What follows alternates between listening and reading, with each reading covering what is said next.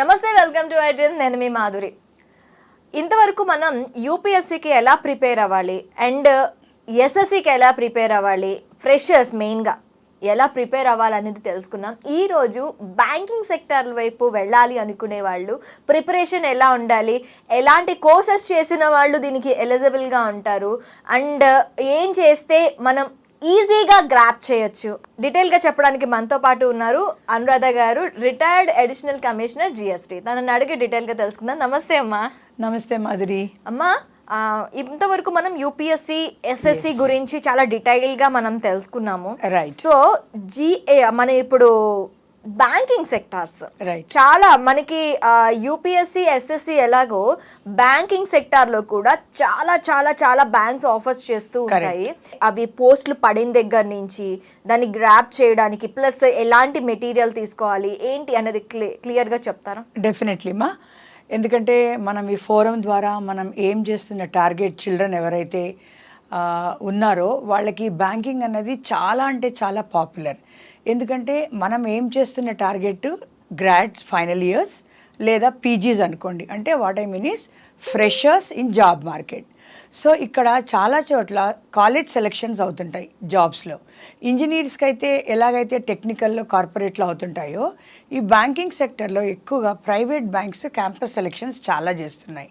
వాటిల్లో మన ICICI Bank అయితేనేమి, ఎస్ బ్యాంక్ అయితేనేమి, యాక్సిస్ బ్యాంక్ అయితేనేమి. సో బ్యాంకింగ్ సెక్టర్లో ఎంట్రీ అనేది చాలా పాపులర్గా ఉంది.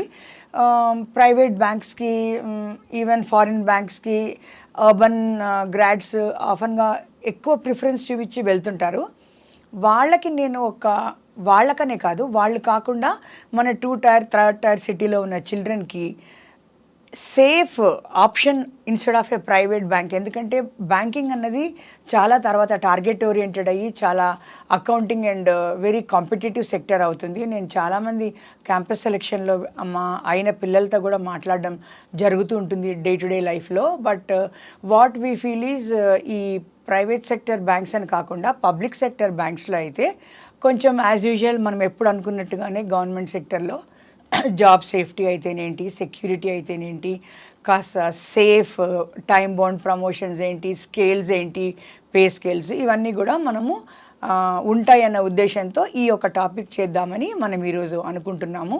ఎందుకంటే యూపీఎస్సీ స్టాఫ్ సెలెక్షన్ తర్వాత ఇది one of the most popular career options among the youth. Okay, yeah. So Madhuri, to begin with, banking సెక్టర్లో అంతా కూడా institute of banking and personal service అని, అంటే ఐబీపీఎస్ అని ఒక నోడల్ ఏజెన్సీ రిక్రూట్ చేస్తుంది. IBPS okay. వీళ్ళు కూడా ఎవ్రీ ఇయర్ క్యాలెండర్ ఇచ్చేస్తారు. యూపీఎస్సీ లాగా ఎస్ఎస్సీ లాగా బిగినింగ్ ఆఫ్ ద ఇయర్లో మార్చి లోపల ఏ ఎగ్జామ్స్ నోటిఫికేషన్ ఎప్పుడు వస్తుంది, ఎప్పుడు అప్లై చేసుకోవాలి, ఎప్పుడు ప్రిలిమినరీ ఉంటుంది, ఎప్పుడు మెయిన్ ఉంటుంది, క్లర్క్స్కి ఎలాగా, ఆఫీసర్స్కి ఎలాగా అన్నది ఒక రిక్రూట్మెంట్ షెడ్యూల్ వచ్చేస్తుంది. ఓకే. సో ఐబీపీఎస్ ద్వారా 2 రకాలుగా మనం అర్థం చేసుకోవాలి. ఒకటేంటంటే ఆర్ఆర్బి అంటారు, అంటే రీజనల్ రూరల్ బ్యాంక్స్, అంటే అవి గ్రామీణ బ్యాంక్స్ అన్నమాట. ఇది వరకు గ్రామీణ బ్యాంకులు అనేవారు, అది చాలా ప్రైవేట్గా, అంటే ప్రైవేట్గా కాదు సెపరేట్గా అవి రిక్రూట్మెంట్ అవి చాలా old issue, anyway it's irrelevant now. ఇప్పుడు అవి కూడా ఆర్ఆర్బీస్ కూడా త్రూ ఐబీపీఎస్ఏ రిక్రూట్ అవుతున్నాయి. ఫర్ ఎగ్జాంపుల్, ఇప్పుడు లేటెస్ట్గా మొన్న జూన్లో ఆర్ఆర్బీది clerical notification nearly 9,000 and above వాటికి వచ్చింది. ఓకేనా? సో ఈ ఆర్ఆర్బీస్ అంటే ఏంటంటే స్టేట్ వైడ్ అలాట్మెంట్ అవుతాయి. ఎగ్జామ్ పాన్ ఇండియా అవుతుంది, కానీ ఏ స్టేట్కి ఆ స్టేట్ నోటిఫై చేస్తారు వేకెన్సీస్, ఆ స్టేట్లో అలాట్ అవుతాయి. సో కమింగ్ టు మన ఆంధ్రాలో 3 గ్రామీణ బ్యాంక్స్ ఉన్నాయి, తెలంగాణలో కూడా 2 ఉన్నాయి. Just for knowledge sake of children, మనకు అది అవసరం లేకపోయినా కూడా, ఆంధ్రాలో ఏంటంటే ఆంధ్ర ప్రగతి గ్రామీణ బ్యాంకు, చైతన్య గోదావరి గ్రామీణ బ్యాంకు, సప్తగిరి గ్రామీణ బ్యాంకు. తెలంగాణలో ఏంటంటే ఆంధ్ర గ్రామీణ వికాస బ్యాంకు, తెలంగాణ గ్రామీణ బ్యాంక్ అన్నమాట. వీటి బ్రాంచెస్ త్రూఅవుట్ ద స్టేట్ ఉంటాయి. సో ఇప్పుడు మనం ఫస్ట్ మాట్లాడుకునేది ఐబీపీఎస్ అనేది ఈ ఆర్ఆర్బీస్కి ఇచ్చిన నోటిఫికేషన్ ద్వారా ఈ మన ఆంధ్రాలోనే 3 అయితేనేమి, తెలంగాణలో 2 అయితేనేమి నోటిఫికేషన్ ద్వారా ఆల్మోస్ట్ ఎంతమందిని టార్గెట్ చేస్తున్నారన్నది నోటిఫికేషన్లో డీటెయిల్స్ ఉంటాయి. జస్ట్ మొన్న 1 or 2 days బ్యాక్ వచ్చింది. నోటిఫికేషన్లో వివరాలకు వెళ్ళట్లేదు నేను. లాస్ట్ ఇయర్ అయితే ఈ నోటిఫికేషన్ ద్వారా దాదాపు 200 మందిని సెలెక్ట్ చేశారు మన 2 స్టేట్స్లో. ఇప్పుడు కూడా నేను అనుకుంటాను దాదాపు 150 పోస్టులు ఉన్నాయమ్మా క్లరికల్ లెవెల్లో. Okay, so coming to RRBs, IBPS, clerical and officer level కూడా ఆర్ఆర్బీకి రిక్రూట్ చేస్తుంది. ఆర్ఆర్బీస్లో అంటే గ్రామీణ బ్యాంక్లో ఆఫీసర్ అనే పోస్టులు 3 రకాలుగా ఉంటాయి. 1 అని అంటే అసిస్టెంట్ మేనేజర్ అని, తర్వాత మేనేజర్ అని, తర్వాత గ్రేడ్ 3 అని అంటే స్పెషలిస్ట్ ఆఫీసర్లు కూడా ఉంటారన్నమాట.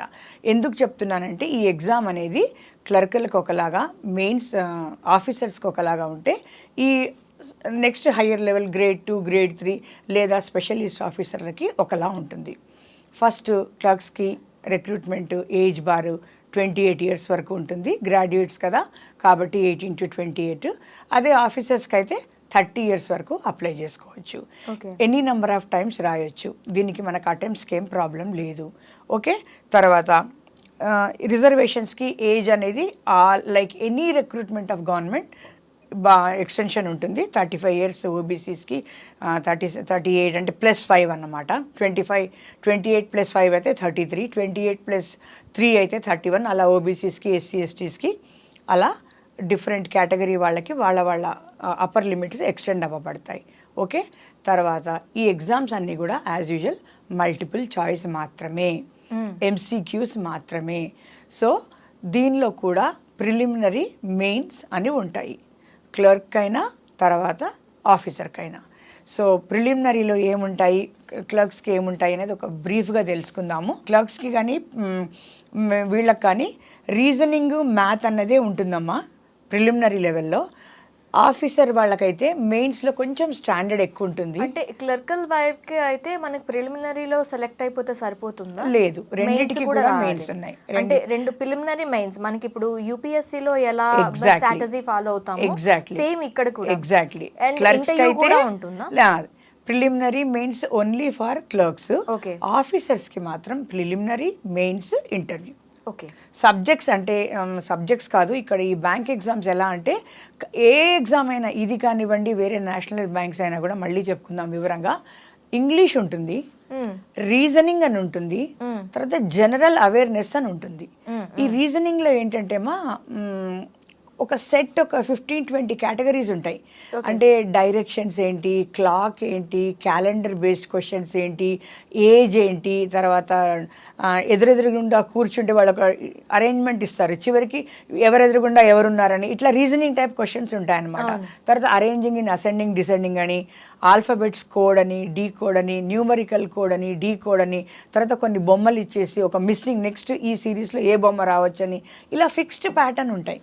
సో దీనిలో చదువుకోవడం కంటే కూడా ఇది మనకి ఈ రీజనింగ్ లెవెల్ అనేది మనకి ఇప్పుడు not only banking sector are UPSC, SSC కాదు, ఇన్ స్కూల్ లెవెల్స్ మనం గురుకులకి తీసుకున్నా కూడా ఈ రీజనింగ్ అనేది చాలా ఈ ప్యాటర్న్స్ అనేవి ఎక్కువగా యూజ్ చేస్తూ ఉంటారు.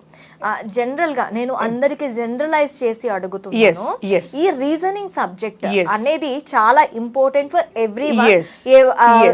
ఏ ఎగ్జామ్ లో అయినా వాళ్ళు వెళ్ళాలి అంటే. సో సరైన మెటీరియల్, ఈ రీజనింగ్ కి సంబంధించి సరైన మెటీరియల్ ఎక్కడ దొరుకుతుంది మనకి? ఇదేంటి అంటే కంప్లీట్ గా ఎక్కడో టెక్స్ట్ బుక్స్ లో వచ్చేది కాదు. కరెక్ట్, టెక్స్ట్ బుక్స్ లోని మనకి ఎక్కడ దొరికేది కాదు. యాజ్ ఏ జనరల్ నాలెడ్జ్ ఎలా ఉండాలో రీజనింగ్ నాలెడ్జ్ కూడా సేమ్ యాజ్ ప్యాటర్న్ అలానే ఉండాలి. సో దీనికి సరైన ఇది ఎక్కడ దొరుకుతుంది మనకి? మీ ప్రశ్నలోనే సమాధానం కూడా ఉంది మాధురి. ఎక్కడ మెటీరియల్ అనేది ఉండదు, ఎందుకంటే ఇది సిలబస్ ఓరియంటెడ్ కాదు, దీనికి ఒక ప్రిస్క్రైబ్ టెక్స్ట్ బుక్ ఉండదు. కాకపోతే దీనికి ఏంటంటే కేవలం ప్రాక్టీస్. అయితే ఓకే మేడం, ప్రాక్టీస్ అనేది బ్లైండ్గా చేయాలా, అసలు ఎక్కడ మొదలు పెట్టాలి అంటే ప్రతిదానికి కొన్ని ప్రిన్సిపల్స్ ఉంటాయి. అది ఏ నువ్వు స్టాండర్డ్ బుక్ తీసుకున్నా, అంటే స్టాండర్డ్ పబ్లికేషన్ తీసుకున్నా, వాళ్ళు ఈ ప్రిన్సిపల్స్ అన్నీ టచ్ చేస్తారు. ఓకే, దీనిలో మనం కొత్తగా ఏదో ఇంకొక న్యూ ప్రిన్సిపల్ వచ్చిందని కానీ, it is just like mathematics లాగా.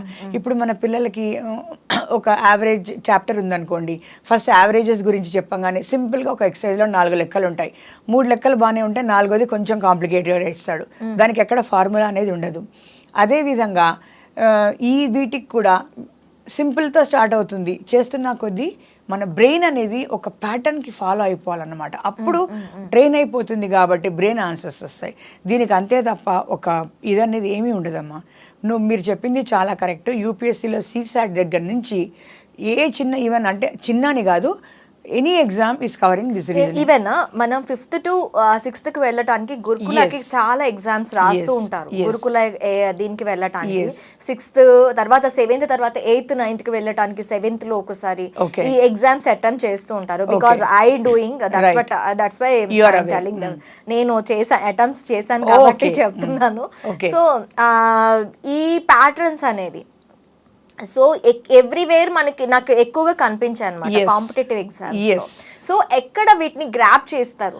ఇది మెటీరియల్ అనేది మనకి ఎక్కడ బుక్స్ లో దొరకదమ్మా. యాక్చువల్గా ఏంటంటే మీరు బాగా అంటే even at that primary level జరిగింది మీ అనుభవం అని చెప్తున్నారు కాబట్టి, నేను ఈ ఎగ్జామ్స్ లో ఈ కాంపోనెంట్ ఎక్కువగా డీల్ చేయకపోయినా ఐ ఆల్వేస్ ఫీల్ ఎంత చిన్న విషయం అంటే, ఇప్పుడు ఈనాడు, ఆంధ్రజ్యోతి లాంటివి ఆదివారం పత్రికలు వస్తాయి కదా, ఇంకా వేటిలో కూడా రావచ్చు. ఇక్కడ నేను చూశాను, అక్కడ చాలా పజిల్స్ వస్తాయి. అవును, that is how you have to begin for children. కానీ ఈవెన్ మనం కూడా టైంపాస్కి మనం చేస్తూ కూర్చుంటే మనకు కూడా రాకపోవచ్చు.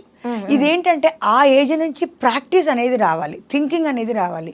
అంటే రీజనింగ్లో వర్బల్ ఉంటుంది, నాన్ వర్బల్ ఉంటుంది. ఈ నేను చెప్పిన మ్యాగజైన్స్లో నాన్ వర్బల్ అంటే ఈ బొమ్మలు, ఈ బొమ్మ తర్వాత ఏది వస్తుంది, ఇక్కడ ఏది మిస్ అయింది, లేకపోతే ఈ షేప్ని ఇలా మిక్స్ చేస్తే నెక్స్ట్ షేప్ ఏది వస్తుంది, అలా చాలా ఎవ్రీ వీక్ వస్తుంటాయి. పిల్లలకి చిన్నప్పటి అదొక ఆటలా మొదలు పెడితే మనకు తెలియకుండా అది మనలో బిల్ట్-ఇన్ అయిపోతుంది. సో ఇది non verbal you can inculcate at a very young age. తర్వాత చిన్నగా ఆల్ఫాబెట్ కోడ్స్ ఉంటాయి, స్మాల్గా అనమాట.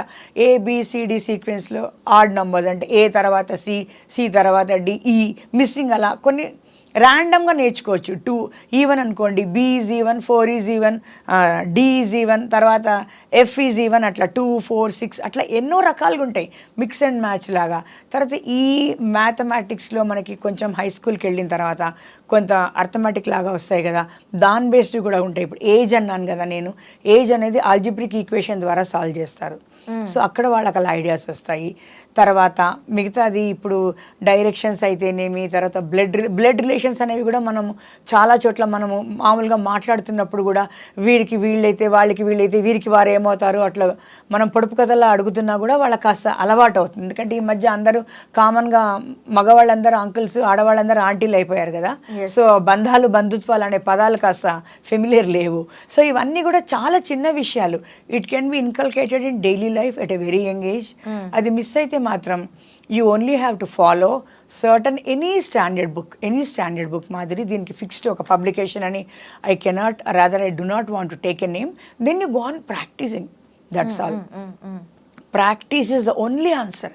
బికాజ్ అక్కడ ఏంటంటే అది చూడంగానే oh this will have to follow this అనేది ఒక మనకి వెలగాలి మైండ్లో. అంతే తప్ప మనం ఇంట్లో కూర్చొని ఇది ఈ జనరల్ స్టడీస్ లాగా ప్రిపేర్ అయ్యేది ఏమీ ఉండదు. So reasoning is becoming very very very vastly applied in many exams. So it is a very vital point. దానికి ఇంకా స్ట్రక్చర్డ్ మెటీరియల్ వస్తుందేమో రానున్న రోజుల్లో నాకు తెలియదు. బట్ ప్రస్తుతం అయితే it's only practice. And luckily ఒక 10 to 15 వెరైటీసే ఉంటాయమ్మా. దెర్ ఈజ్ నథింగ్ లైక్ ఇంకా కొత్తవి ఏమడుగుతారు అని ఏమి ఉండదు. దాంట్లోనే పర్మిటేషన్స్, కాంబినేషన్స్. సో అది ఎగ్జామ్స్ రాసిన వాళ్ళకి మనం ఎప్పుడైనా ప్రిపరేషన్ గురించి సబ్జెక్ట్ వైజ్ వెళ్తే ఇంకాస్త డీప్ వెళ్ళొచ్చేమో. So coming back to our RRB selection. So clerical లెవెల్లో మనకి ఓన్లీ రీజనింగ్, మ్యాథ్ ఉంటాయి. మెయిన్స్కి వచ్చేటప్పటికి మళ్ళీ సేమ్ ఇదే రీజనింగ్, అప్పుడు ఇంగ్లీష్ వస్తుంది, మ్యాథ్ వస్తుంది, తర్వాత కాస్త జనరల్ అవేర్నెస్ వస్తుంది. జనరల్ అవేర్నెస్ అంటే ఈ బ్యాంక్ ఎగ్జామ్స్కి 2 things. ఇక్కడ మనం మామూలుగా న్యూస్ పేపర్లో కూడా చదివేటప్పుడు కొంత ఫైనాన్షియల్ యాంగిల్లో చదవాలి. అంటే మామూలుగా కాన్స్టిట్యూషన్లో ఏంటి, హిస్టరీలో ఏంటి, జాగ్రఫీలో ఏంటి అని కాకుండా ఎకనామీలో ఏమవుతుంది, ఇన్ఫ్లేషన్ రేట్ ఏంటి, గ్రాస్ జీడిపి ఏంటి, జిఎస్టీ ఏంటి, ఇన్కమ్ ట్యాక్స్ పరంగా ఏంటి, అంటే ఎకానమీకి సంబంధించి అన్నమాట. Mostly it is about banking rates గురించి, ఇంట్రెస్ట్ రేట్స్ గురించి, different schemes in rural banking గురించి. సో జనరల్ నాలెడ్జ్ అనేది more about financial and banking గురించి మనము రెస్ట్రిక్ట్ అయితే సరిపోతుంది. సో ఈ విధంగా ఈ మెయిన్స్ అనేది ఉంటుంది ఆర్ఆర్బీలో ఆఫీసర్ పోస్టులకి. దీనిలో వాళ్ళు సెలెక్ట్ అయిన తర్వాత ఇంటర్వ్యూకి పిలుస్తారు. That is the end of the selection process. So only prelims and main for clerical post, prelims, main and interview for the officer post. And when it comes to your specialist officer పోస్టులు, specialist officer can be anyone మా, like IT, లేకపోతే chartered accountants, లేకపోతే law, లేకపోతే agriculture. So depending on what vacancies come, ఎప్పుడు ఎవరికి వాళ్ళు notify చేస్తారో వాళ్ళకి ఆ సబ్జెక్ట్లో మళ్ళీ టెస్ట్ చేయబడుతుంది అనమాట. So this is the broad picture of RRBs. ఇప్పుడు రీజనల్ రూరల్ బ్యాంక్స్లో ఈ పర్టిక్యులర్ నోటిఫికేషన్లో ఇవి వచ్చాయి, దీనికి ఇలా చదవండి అని చెప్పే ఉద్దేశం మనది కాదు.